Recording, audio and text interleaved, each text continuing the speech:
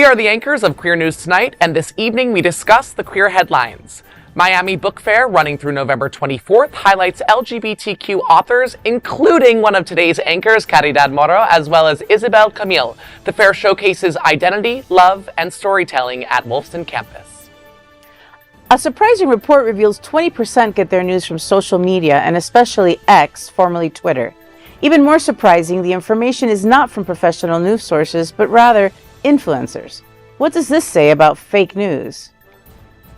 It's Transgender Day of Remembrance, and facing threats to trans rights, the LGBTQ community lean on historical solidarity and shared strength to navigate fear and find hope. The question really is, are we all in? This is how Gale Sunderland's glamorous witch vision clashed with studio demands, leading to Margaret Hamilton's iconic green-skinned villain in The Wizard of Oz.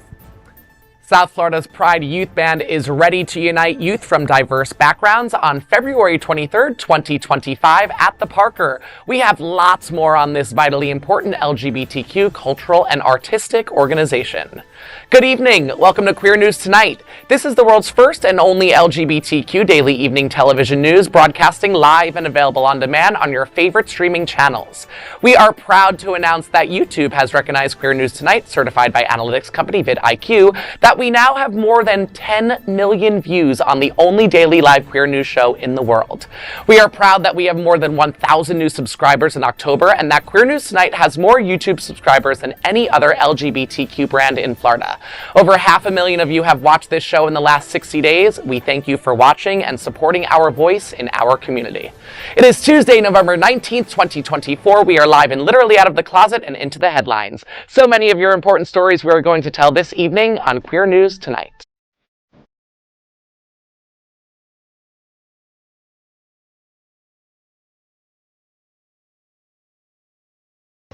This is the world's first live daily LGBTQ evening news show, literally out of the closet and into the headlines on Queer News Tonight. This is the world's first and only unedited live LGBTQ evening news show.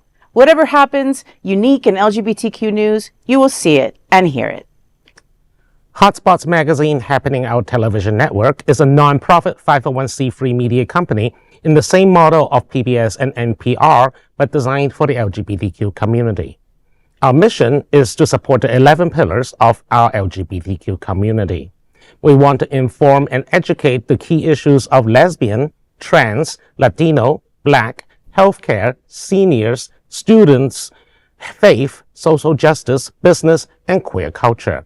Help us support our community. We are part of one of the largest LGBTQ nonprofit media companies in America, Hotspots Magazine and Happening Our Television Network. In 2025, our magazine is celebrating 40 years of the LGBTQ experience, and our television news, talk, and entertainment shows support our mission to educate the LGBTQ and broader community. Let's meet tonight's anchors at Queer News Tonight. Let's welcome Caridad Moro-Gronlier, the author of award-winning Tortillera and a book named Visionware. She is a contributing editor for Grabbed and associate editor for Swim Every Day, an online daily poetry journal. She is also the distinguished poet laureate for Miami-Dade County. I feel like she's already one of my best friends. Welcome back to the roundtable, Caridad. How are you? I'm great, and it's wonderful to be here. It's so wonderful to have you. I can't wait to get into everything with you in a little bit. Me too. Super excited. Let's welcome Dr. Adam DeRosa. He has been a member of the South Florida Pride Concert Band since the year 2000. Since joining, Adam has served on the board as secretary, treasurer, and president. For many years, Adam wrote grants for the band and was awarded nearly $200,000 in his tenure. Adam also served as president of the Pride Bands Alliance, formerly known as the Lesbian and Gay Bands Association, from the years 2011 to 2013, coordinating the organization's appearance in the 2013 inaugural parade for President Obama. Adam, it is so lovely to meet you. Fort Lauderdale's 62nd annual celebration will be on Las Olas Boulevard on December 3rd. Tell me what's happening. Well, we have a long-standing history with the organizers of Christmas on Las Olas. It's kind of a way to kick off the holidays for a lot of folks in Fort Lauderdale. We're super excited that our steel band and our jazz band will be performing on the main stage at 6th Street at 6 o'clock on Tuesday, December 3rd. And they can just go to our tickets. You need to purchase tickets before. You can walk right up. It's a free experience. It absolutely is a free experience. It can get crowded, so you want to get there early. The event officially opens at 5. We perform at 6, but it goes through the evening. There's lots of great things happening on Las Olas, and it's an opportunity to go out and kick off the holidays. You heard it here first, and you matched your ad. Your shirt is matching the ad as well for it. So it starts at 5, guys. So Las Olas, that means like get there by like 4:15, 4:30, you know, to really make sure you have a spot for the magic. Let's welcome welcome back, Anchor, Dr. Bobby Huen. He's a certified civil and family mediator and a founder of BH Conflict Resolution Services. From Hong Kong and having grown up across the world, he can offer a queer global perspective on current events. Bobby, out and proud, greetings from Broward Bar Crawl, and Youth Clothing Drive is on November 23rd. Tell me what's happening. So on Wilton Drive, this coming Saturday, November 23rd, there's a bar crawl / youth clothing drive going on, benefiting Out My Closet and other LGBT homeless organizations. Fabulous. So the event is actually free. It starts at 3 p.m. at Lit Bar on Wilton Drive, so across the street from And is the idea you bring clothing with you that you're going to donate it, and they have boxes set up in every bar? Donations are appreciated. The event asks for a donation of $10, and they also raffle for an additional $10 as well. Or you can bring lightly used or brand new clothing that someone young would wear. Absolutely. And where can we find more information about the event? Did you just go to what's happening in Wilton Manors? I'm sure it's everywhere. Actually, it's on Eventbrite. Great. So you just search "Greetings from Broward Bar Crawl," and you'll see it right there. Who doesn't love a day drink? We'll see you there. Let's welcome back Alex Morash. Alex has written for The Advocate and served as editor-in-chief of Options Magazine. He has also served as media director of the National LGBTQ Task Force and press secretary for the Florida Democratic Party. Welcome, Alex. Tell me what's happening, my friend. Thank you for having me back, Eric. Always. Well, I think this weekend I'm going to have to do some day drinking for the children. Oh, yeah. But the other thing is, while people are out on the drive this weekend, they should pick up the latest edition of Out South Florida, because I'll have a new piece in talking about the Democratic Party's ineffectiveness of attacking trans people and why our community deserves better. And that's in this week's issue? It's going to come out Thursday. So, yes, I'll talk about it more next week. I don't want to... I was going to say, all right, we'll go back. We'll circle back next Tuesday. But... Of course, this is today's lead anchor, Eric Restivo. Eric is well known for DJing at some of the largest clubs in West Hollywood and has had residences in LA, P-Town, New York City, and now Wilton Manors. He is the television host of The W Boys, focusing on LGBTQ love for entertainment, broadcast on Fridays and then on demand. Eric, you host a karaoke experience bi-weekly on Sunday night at Tropics Grill. Tell me, what's happening? Yes, I would love to tell you what's happening. I just started a new karaoke. I call it an experience because it truly is. We're creating a new ambiance. It's not just, a random singer taking requests. It's a sing-along. It's a sense of community. It's a safe space. I celebrate women. I celebrate everyone. It's just a feeling of happiness for 2.5 hours. And the first night did so well that they're going to be doing it every single Sunday starting in December. So please come and sing with me. There are no bad singers in my karaoke experience. That I promise. We are the reporters for Queer News Tonight. And this evening we begin with the queer headlines. The LGBTQ plus community in South Florida and across America is diverse. Our community across the world is vast. And here are the bullet points of the queer news for Tuesday, November 19th, 2024. First, this evening, let's queer up South Florida and Florida. Miami Book Fair welcomes queer voices and diverse stories this month. The 41st Miami Book Fair has begun and will run through November 24th, bringing over 500 authors to downtown Miami for a celebration of literature and storytelling. Among this year's participants are 2 influential queer authors, Caridad Moro, who is next to me on the show tonight, and Isabel Camille, whose work promises to resonate with LGBTQ audiences. Caridad Moro, Miami's newly named Poet Laureate, brings her lyrical talent to the stage, offering poetic insights that capture the complexities of identity and belonging. Isabel Camille, a Haitian-American educator, shares her powerful memoir titled Soul's Mom, a transgender journey of love, loss, and letting go.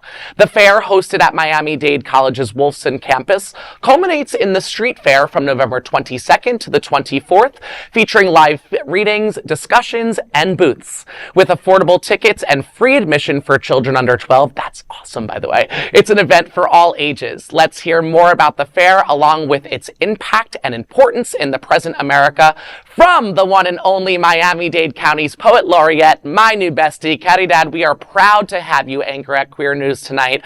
And I'm just going to jump right into it with you because you are such an interesting human.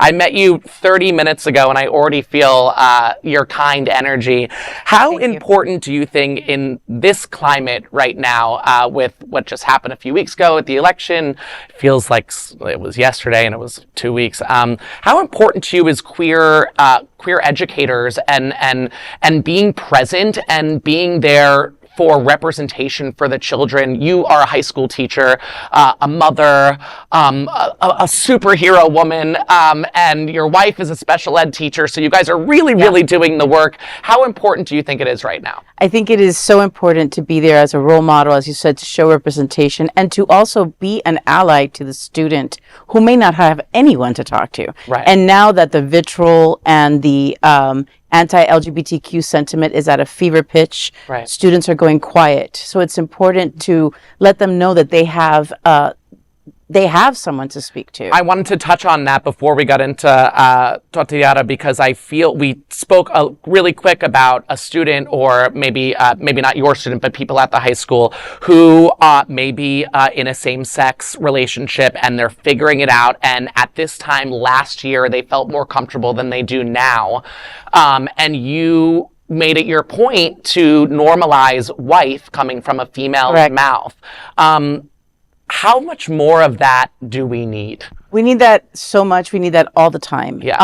I think that if we normalize that, I introduce my wife to everyone as this is my wife because that's exactly what she is. Right. And when I was unmuzzled, I always said spouse. Mm-hmm. As an English teacher, having all sorts of synonyms help you, counteract the silence that they want to impose upon us. Mm-hmm. But once we were free to say, yes, I am a lesbian and I have a wife, I started to do that again. And as I was saying to you, the students, just to know that they stand a little taller, right, and they aren't afraid to be who they are. And I think that we owe our students, our children, the opportunity to be who they are without fear. We had that. Right. And it's part of my mission that my students don't have to have even an iota of less of an existence. And I had, and I have, and will continue to have. You just gave me the chills. Well, this circles right back to the Miami Book Fair because it's an event for all ages, to be fair. It's free for anyone under 12. There's 500 different queer authors.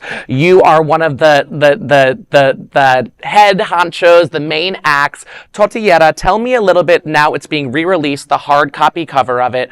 These poems that you have in this book, this collection of poetry, what do they touch upon for you as a queer author, and what can we expect without giving away too much when we open up your collection of poetry? It's really the trajectory of my journey as a Cuban American lesbian who married a man, fit the expectations that were set forth for me. Yeah. And then I had to break that paradigm, right? Yeah. I tried it on and it didn't fit, so I went out and I got a whole new outfit. And I show the negotiation of culture, of being able to be a lesbian with a wife at a Noche Buena dinner. That's that's a big accomplishment. Yeah. So it's that, and then it's me negotiating that space, because then there's I came out, now what? You're still you. It's there, and it's the negotiation of, okay, so what does this mean for me now? And then the final segment of the book is really me within my own skin, feeling yourself and feeling it, and there are poems about my marriage, and finding the space to have honesty, not just with my partner, but with the whole world. I wish that there were more people who are listening to these words come out of your mouth right now, because I feel like there's so many people in unhappy marriages and they stay because of what you kind of mentioned. You know, this is what you think you have to do, and you broke that. For the Miami Book Fair, what can we really look forward to when we actually get there amongst all of these different vendors and booths? I've never been. It's so exciting. Yeah. And the moment you walk in, you're going to see the vendors, and you can books galore, but there's also going to be music. Yeah. There's going to be all sorts of reading for any single type of topic you can think of. You want gardens? There's a book on gardening. You like, motorcycles? You like karaoke? You like poetry? You like mystery? There's something for everyone. Mm-hmm. And it is such a welcoming space. Yeah. And the authors are very generous. The staff is very helpful. And it's almost like people who have like sensibilities have gathered in this space to share knowledge. And to me, that's like church, right? You just seem like a fountain of so much knowledge. I could talk to you for the next 45 minutes as if we don't have, another 6 stories. I did want to say congratulations for your new position as Poet Laureate. Very exciting. First woman and first gay woman. Let's go at this table. Yes, absolutely. And also just quickly, happy 12-year anniversary from your first Thank you. Yes, 12 years ago today I met my love. Yes, I love you, honey. Yes. Next, let's queer up gay culture. Shocking report says 20% of LGBTQ get their news from social media influencers. A Pew Research Center study reveals a surprising trend. About 20% of Americans, and especially LGBTQ Americans, get their news from social media influencers. The report, based on a large national survey, highlights for the growing role of influencers during key events, including the 2024 presidential campaign. Platforms Twitter, TikTok, Instagram, and YouTube dominate the news ecosystem. Radical Information on X, formerly Twitter, was the top information distributor. Influencers discussed a range of topics, including elections, politics, race, abortion, and queer rights. Among the influencers who have a significant impact, figures like progressive podcast host Brian Tyler Cohen and conservative podcaster Ben Shapiro, along with nonpartisan personalities such as Chris Cillizza, dominate the landscape. The study highlights that 63% of influencers are male, with 77% having no media organization affiliation. This brings to light concerns of journalistic professionalism and the future of traditional legacy media. With most influencers stay politically neutral, slightly more lean conservative than liberal. Notably, TikTok influencers were more likely to show support for LGBTQ rights or identify as LGBTQ themselves. However, media analysts caution that influencers lacking editorial standards could inadvertently spread false information. As the lines blur between news and influence, this trend reshapes how LGBTQ+ individuals engage with current events. The new survey may be the first signs to suggest there will be a new meaning to fake news. As an educator, it's horrifying because I spend a lot of time now debunking false news. Yeah. Oh, yeah. And I see it's starting to descend into the DNA of education and of everything that we have to face. And it is not inadvertent. I know, I respect the piece of saying inadvertent. No, I knew you were. I agree. It's very systemic. Actively spread by people like Libs of TikTok, Elon Musk. Right. Literally, we have a trillionaire spreading fake information, targeting LGBTQ people on his bloody platform, and surrounded himself with like-minded individuals, and he amplified them, give them money. Well, and now he is trying to buy a government, the United States government. As someone who's I think he successfully did already, yeah. As someone who's run a news outlet and been part of Media Matters and countering fake news and whatnot, I actually see a lot of hope with this, because too often legacy media is too much of a gatekeeper. I think of someone like V of Under the Desk News on TikTok, a queer news person who has not been given a shot by legacy media. I look at how many ways people are trying to talk about and break into news, and often these big institutions who don't even have the money to hire people anymore, let's just be frank, aren't really doing their jobs anymore. And when I think about fake news, I know you were not, but our government is sort of starting to create all sorts of fake news that they demand our teachers teach. So I'm more worried about our government and the owner of Twitter than I am with most of these influencers. I think the biggest shock to me looking at this was just the difference between queer people and TikTok. That to me was a big thing. The fact that queer people are more on TikTok, and then when you look at those connected to legacy media, which there are plenty, that they were far less likely to identify as LGBTQ. Well, there's more agency in TikTok, isn't there? That's what I was just going to say too. And there's more money. There's more money being thrown around. Like these influencers who are going on and reading their card right in front of the camera for whatever ad they're being paid to spread.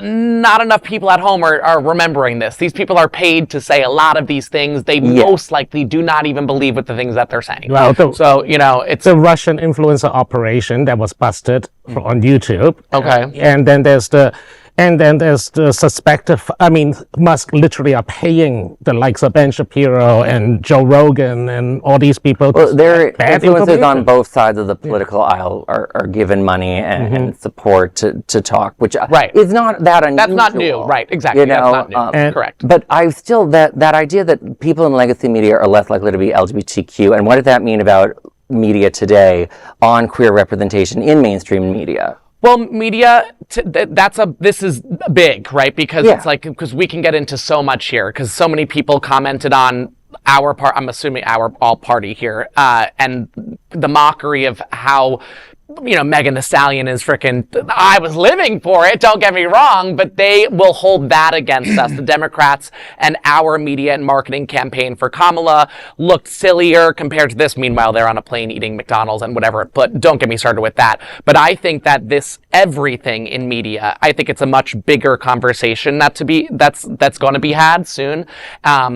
I don't know the future of TikTok, though. Is it going to be around? Will they keep it? Or the not, president-elect has said that he will save TikTok. He'll save it. Oh, I was actually horrified that President-elect Trump and I agree on something. Okay. Because it was actually a Democrat. But didn't he once say that? Or was it the Democrats who said we were going to get rid of TikTok? Yes. Joe Biden signed legislation to get rid of it. I didn't mind that. So, but it's also a social media platform that has a lot more progressive voices that. Now, yes. Well, a year ago it had a lot of progressive voices too, and Joe Biden wanted to get rid of it. I was shocked. Also with now, I mean, literally, this is breaking with so many millions of people migrating to Blue Sky, especially mostly liberal-leaning users of shitter who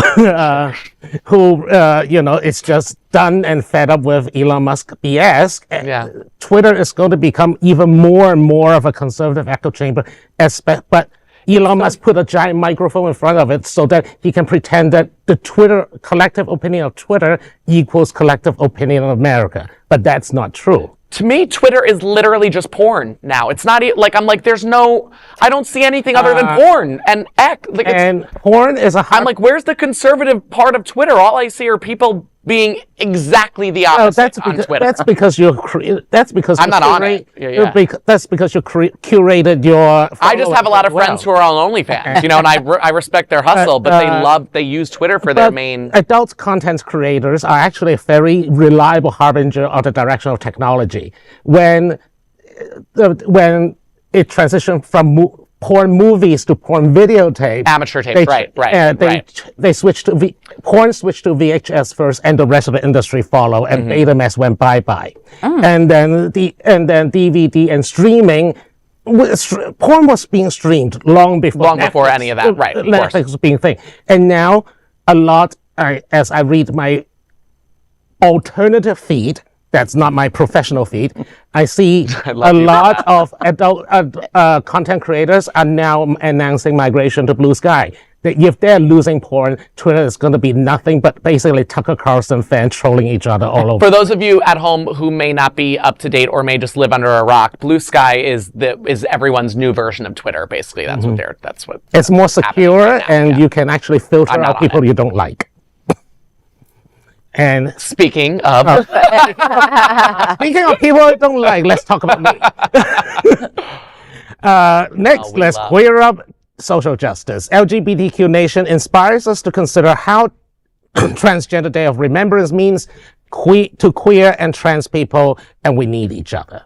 In the wake of Donald Trump's shocking victory in 2024 presidential election, the LGBTQ community faces uncertainty and fear, with many turning to various coping mechanisms, from seeking solace in entertainment and fandom spaces to engaging in activism and preparing for personal safety.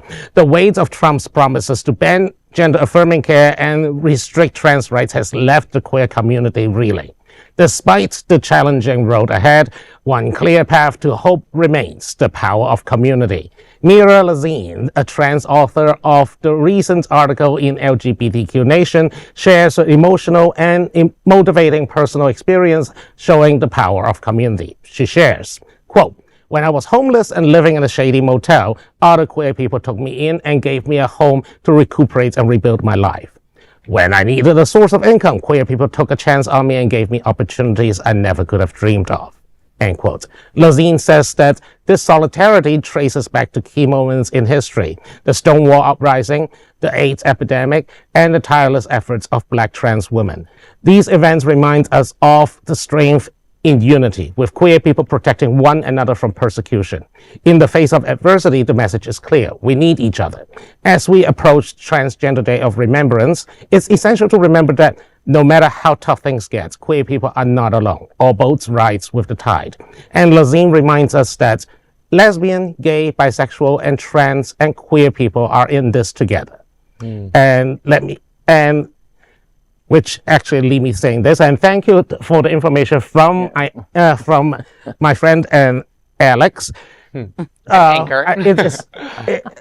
For me, despite the fact that 2024 election was a disaster, one of the things that is actually really comforting is the fact that the LGBT community actually really rally behind Kamala Harris. Correct. We have swung from in 2020, some 20% of LGBTQ community voted for Trump. This year, Trump only won 12% of the LGBTQ votes. 88% voted for Kamala Harris. Of course, part of it is because his extremely bellicose rhetoric towards our community, but also there's a certain unity going on here. But on the other hand, I want to condemn certain people that have been on social media advocating for the exclusion of trans from the LGBTQ community, including people like Michael Doherty, who is an influencer, several gay Republicans who thinks that, ditching the trans issue is going to make them feel welcome, that only give them like your first class seats to the re-education camps that I'm sure Christian nationalists is going to send us to. And the thing is, we cannot just ditch a part of community. We're either or nothing. If we start splintering, like, gays against lesbians, bis, Listen, we really need to avoid hate from within the community, from within our community. When we're against each other, there's nothing good that will come out of that. Yeah. So I agree with you there. But when we are in community, we're great. There is nothing that can more welcoming, more loving, more fun and powerful. Right. And I think we can't forget that it's so easy to draw ranks and hide. I've been hiding in my garden for the past 2 weeks, but being here with you guys today made me realize, my God, I'm not alone. No, you're not. And we just really need to focus on that, and it's hard. It is, and especially for trans children who most of the time choose family, because a lot of time they're given family, blood family, whatever you want to call it, family is family, but their born family per se does not accept them. So the chosen family is actually the family that raises this human. I had a Friendsgiving for my trans babies a few years ago, and it was one of the most powerful, amazing Thanksgiving celebrations I've ever had. I bet. Because I gave those babies a place to come. And we sang Oasis, Wonderwall at the end of the night. And I just mentioned that because if it ends in a sing-along, Isn't It's that great. family? Absolutely. Isn't that like what we all want? Especially that song. I love that song. What Bobby was saying earlier, we are like really in community, and there's not as much division as people try to make out. You're right. People that you mentioned are like, we did a piece about Bari Weiss, who's allegedly bisexual all of a sudden, which was news to me about Bari. But she's, from the New York Times, I think, trying to attack trans people. Like, they're a fringe, random character that's not actually representative of the community. What's that site? We talk about. Help me out. Gays Against Groomers. Gays Against That Groomers. is run by a lesbian Republican, and her Instagram handle is the gay who strayed. That is her personal handle. That's one person out of millions. No, I know, but it's a major platform. But and that's the one that gets the news, and that's the one that's on everything. And it Gays spurns Against the Groomers. narrative, right? That's also like the far right looks for people like that. There's an anti-feminist group called Wolf that likes to do similar things. I mean, it's astroturfing. Gays Against Groomers, Lips of TikTok. We've talked about it here before. That's why. But Moms it does for get Liberty. Right. 1 million. Yeah, which is more we like talk about that a lot here. Yeah. But I just want to add. Never mind. Actually, no. Go ahead. Bookmark it. Bookend it. Yeah. No, I just want to say that this kind of cruelty is not going to end anytime soon. I just want to highlight today's example. Republicans in Congress, Sarah McBride from Delaware, is going to be the first trans person to enter the House of Representatives in the United States Capitol, and today Republicans filed a bill to ban her from use. It is literally the target. Is one person, one trans person, her. And Republicans are filing a bill to ban her from using women's bathrooms today. The cruelty is the point with these people. Yeah.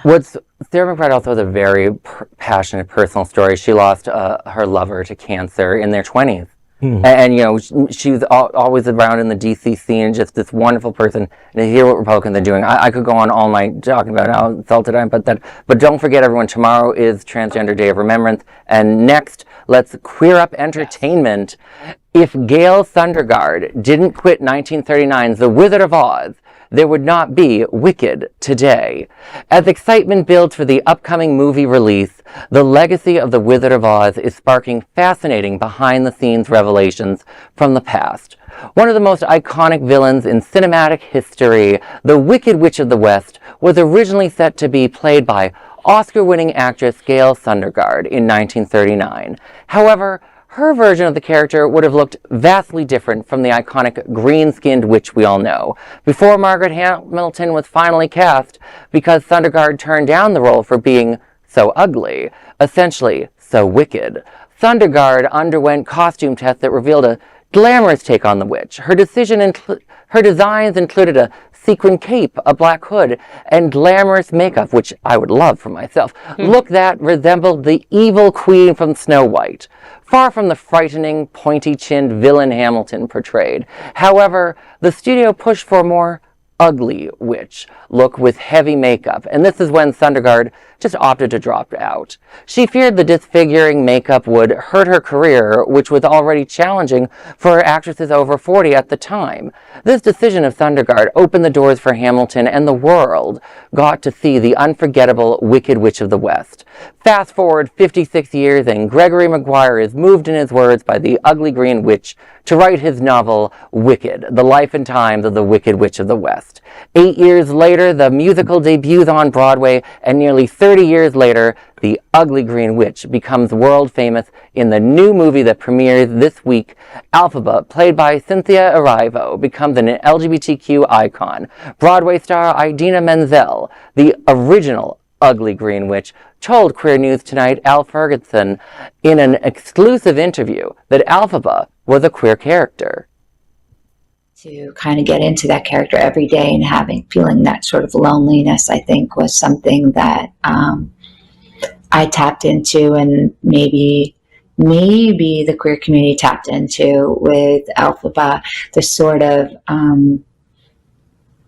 this young person that feels so much and has so much fire in her and magic, sorcery, and is afraid to really surrender that for fear of hurting the people that she loves, Cynthia Erivo spoke this week about her thoughts that Defying Gravity is about challenges of the LGBTQ experience, and it was all due to Gale Sunderland, who wanted to make the Wicked Witch glamorous.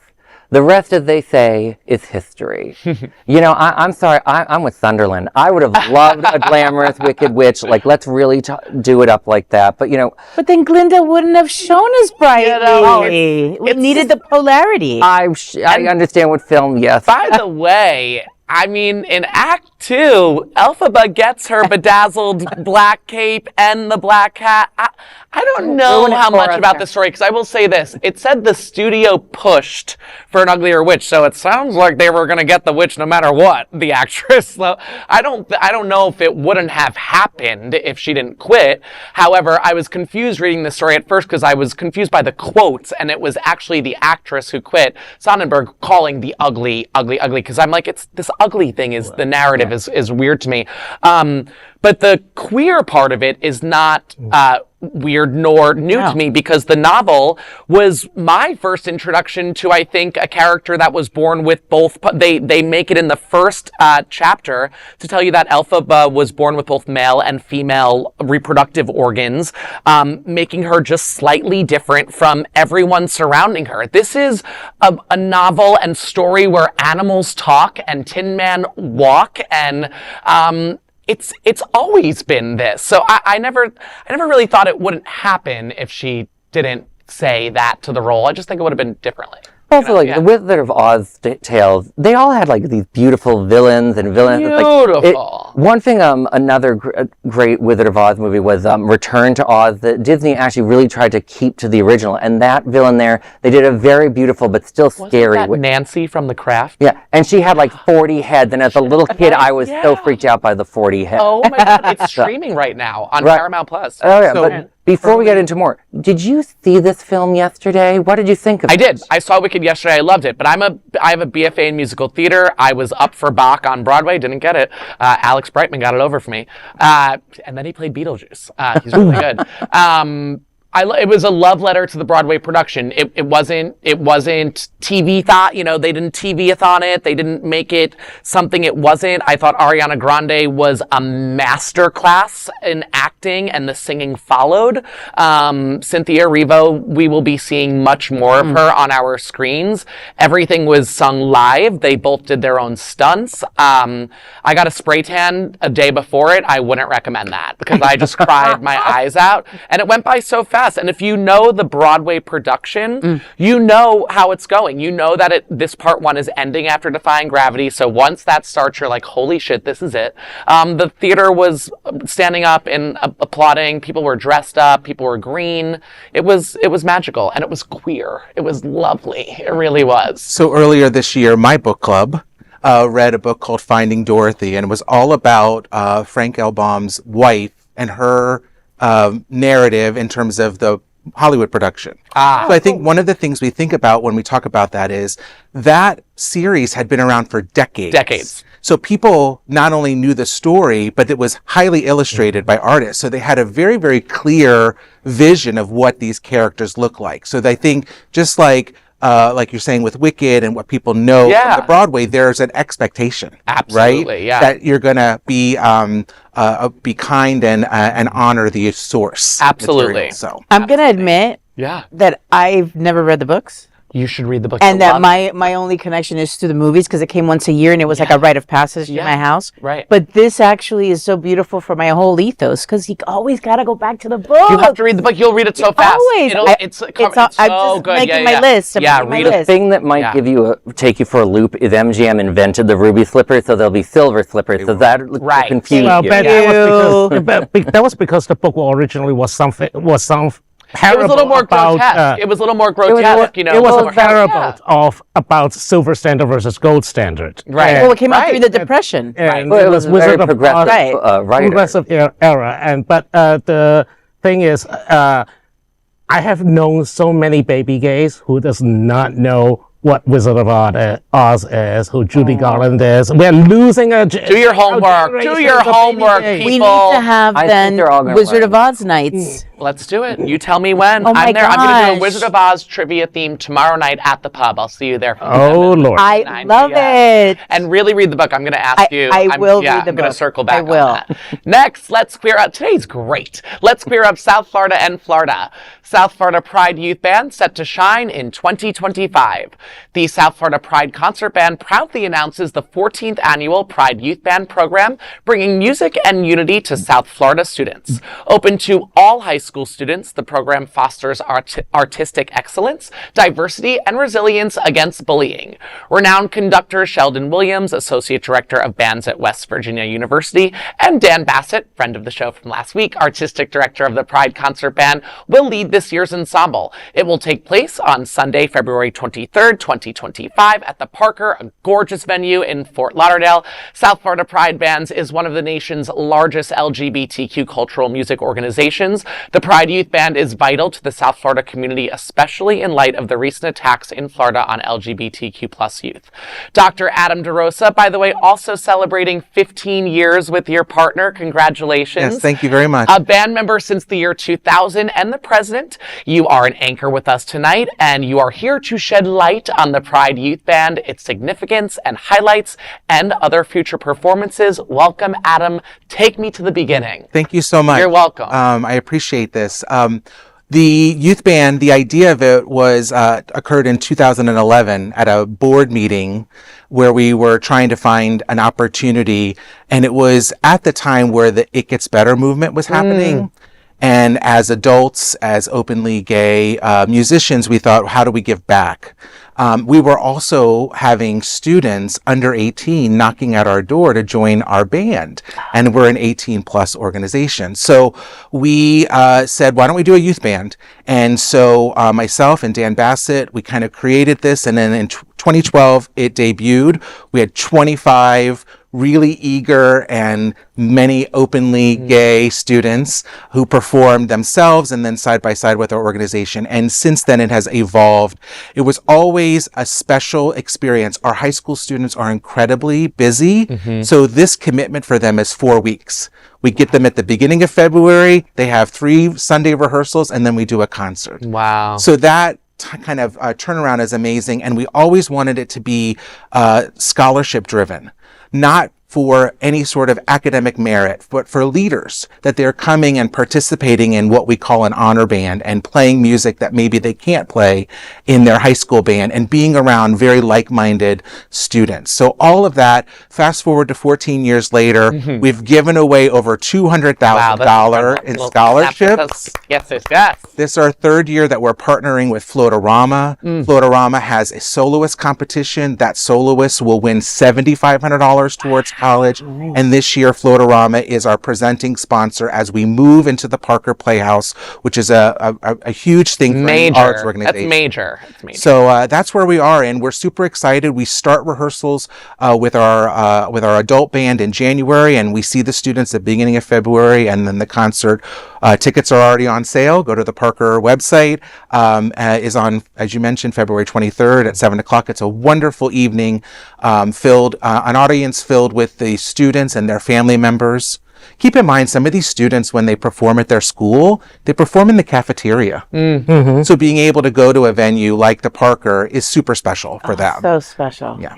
You guys, both of you are doing such amazing work with youth, You had me at high students. school. I was going to say, I feel a collab. I soon. love it. Adam, similar to what I asked Caridad, how important do you think is it right now, especially in light of what's going on, for these children to feel seen, to feel heard, to know that they have an outlet run by another queer musician and educator, not to get choked up about it, but it's important. How does that, how do you handle that? Well, 2 things. One is, from the get-go, we wanted it to be an explicitly safe environment. Yeah. That there would be 0 tolerance for anything but welcoming and being nice and whatnot. And in music, sometimes it's competitive, right? You want that solo.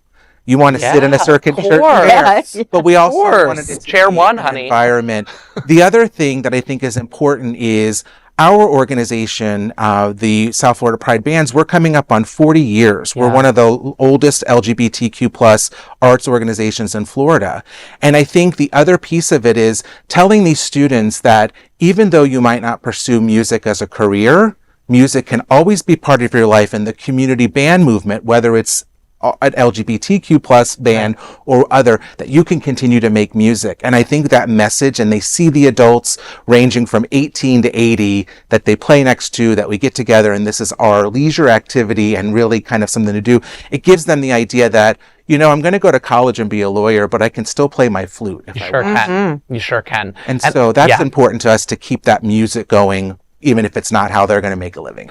Well, I thank you, because as I was a young gay band member, I was in orchestra. We're going to recruit you. What did you play? I played the tenor saxophone. Oh, we have room. And My then wife played the bassoon. We have definitely room for a bassoon player. It was educators like both of you at the table that made me feel safe enough to pursue theater as, you know, an in-the-closet guy in college, in high school, and then moving into theater in college. If it wasn't for educators like you, I don't think that I would have No pursued shade musical. to math teachers, but true story. The teachers that are most remembered are English, drama, and band. True. Yeah, that's very true. Sorry. And you can get more information on the concert February 23rd, 2025 at the Parker website. Just go to the Parker. It'll be right there on the events page.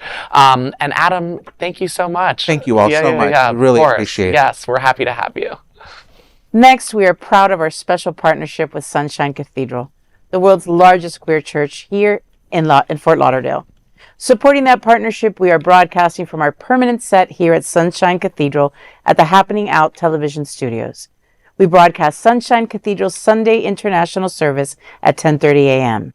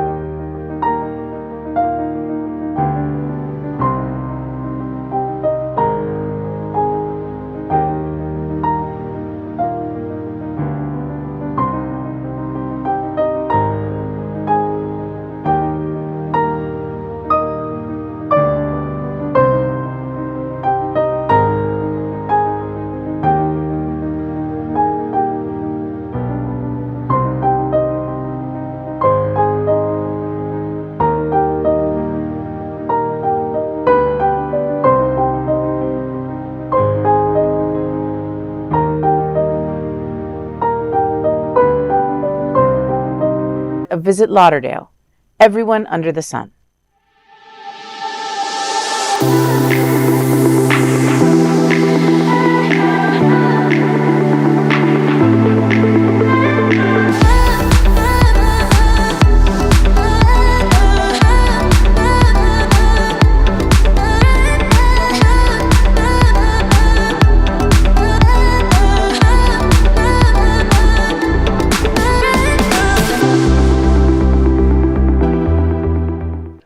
We finished tonight's Queer News headlines with a segment we call LGBTQ 1 Minute News.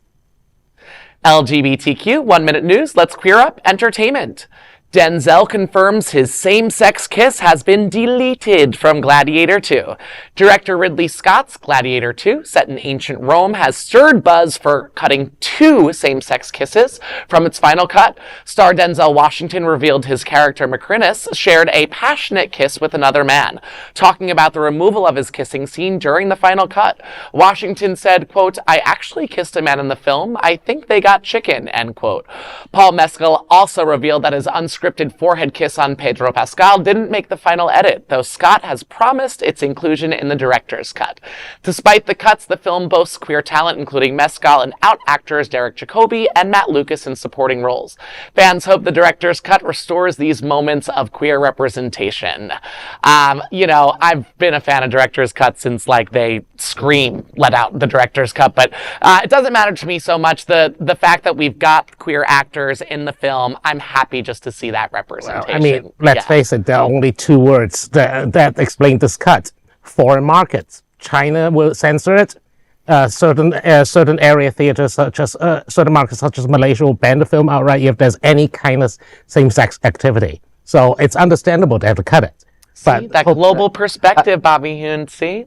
I'll be honest, I think we should have cut this film, 20 years ago? How old was the original Gladiator? I don't know. I didn't even know Denzel Washington was in it. Why, I understand having to create a cut for international markets, but why not release the director's cut here and then offer them the cut version? So it speaks also to the current climate and that they very much chickened out. Well, this is why I think we should just go back to rewatching Spartacus on Stars. Plenty of full frontal male in that one, and that's much more accurate in my opinion.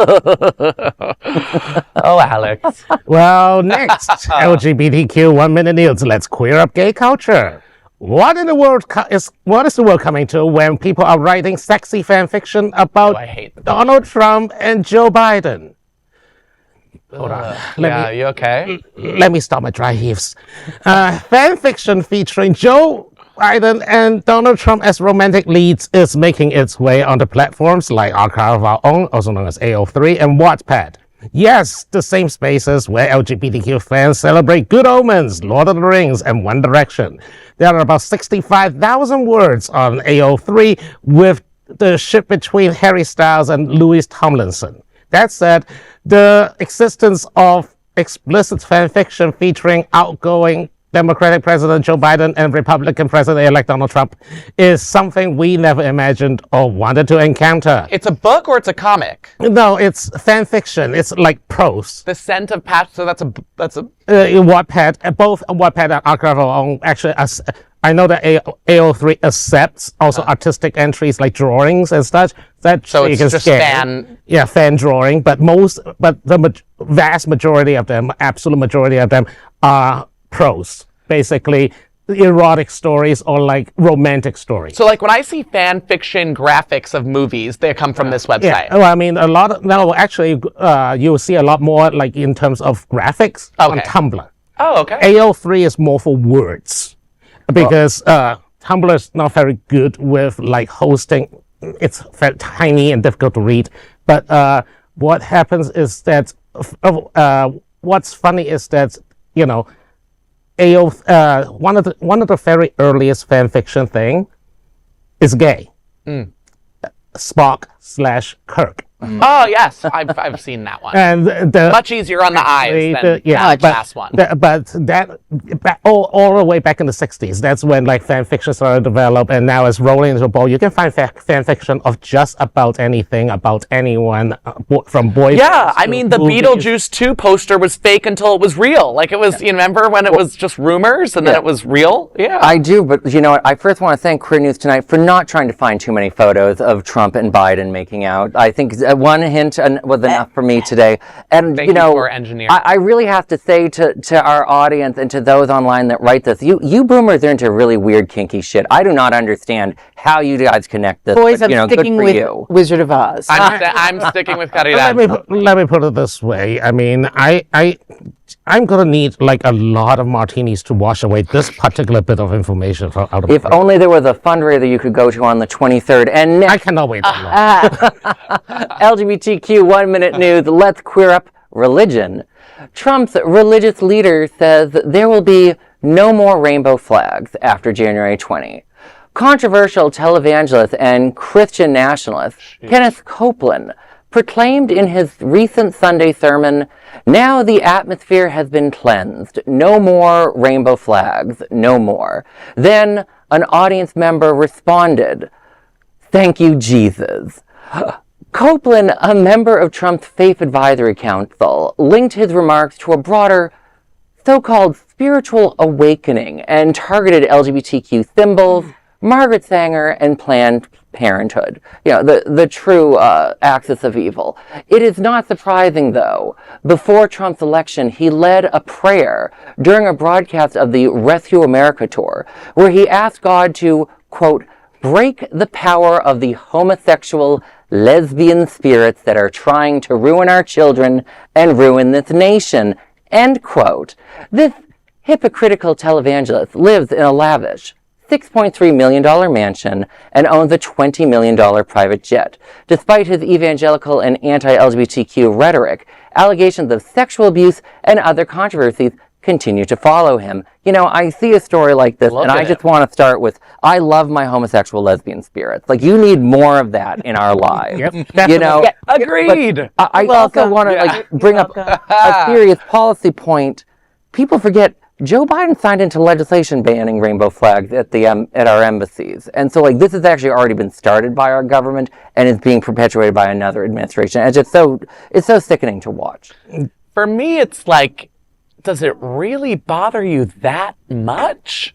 I mean, that we have one thing? It's a rainbow. Can we just have it? I mean, they are running out. You've got a jet. You've got a $20 million jet.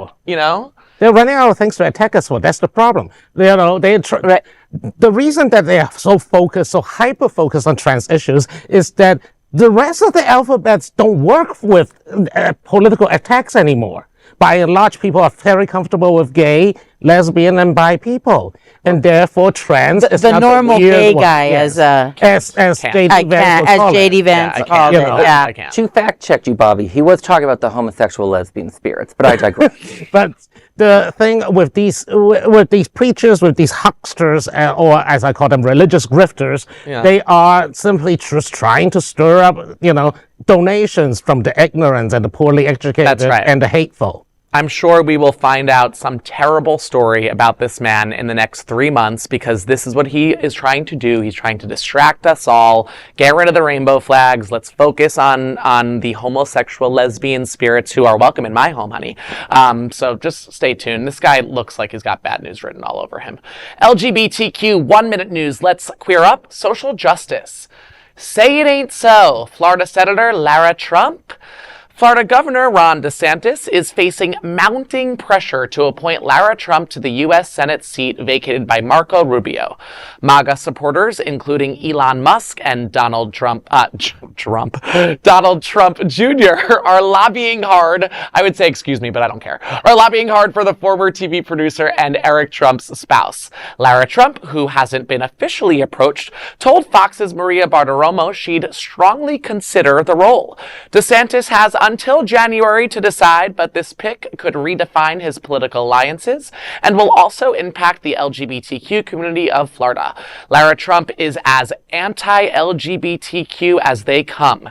In her online show, The Right View with Lara Trump, she recently falsely linked President Joe Biden's acknowledgement of trans rights to a series of unrelated global and domestic issues.